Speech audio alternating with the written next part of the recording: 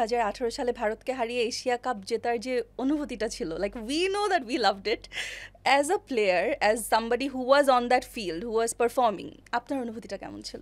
ওটা অনেক ডিফারেন্ট ছিল এবং তখন বলবো যে ছোটও ছিলাম, অত বেশি বলবো যে ম্যাচুরিটি ছিল না, অনেক বেশি এক্সাইটেড ছিলাম। বাট ফাইনাল খেলেছি তেমন কোনো ওরকম প্রেশার ক্রিয়েট হয়নি, কারণ তখন সিনিয়র প্লেয়াররা ছিল টিমে।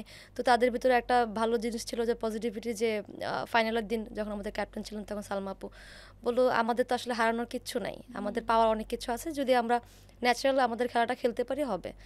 এবং তখন অত বেশি প্রেশার না থাকার একটা রিজন ছিল যে ক্রিকেটটাকে অনেক বেশি ভালোবাসতাম এবং অনেক বেশি এনজয় এখনও করি, বাট তখন জিনিসটা ছিল ডিফারেন্ট, এত প্রেশার ছাড়া খেলতাম। তো যখন আমরা ওই ম্যাচে রান করি, আমি হাইয়েস্ট রান, তো আউট হয়ে যাওয়ার পরে আমি আর পরের খেলাটুকু দেখার মতো শক্তি আমার ছিল না লাস্ট পর্যন্ত। তো শেষে যখন আমরা মানে উইন করি, তখন বলবো এক্সপিরিয়েন্সটা ছিল অন্যরকম, ডিফারেন্ট, অন্য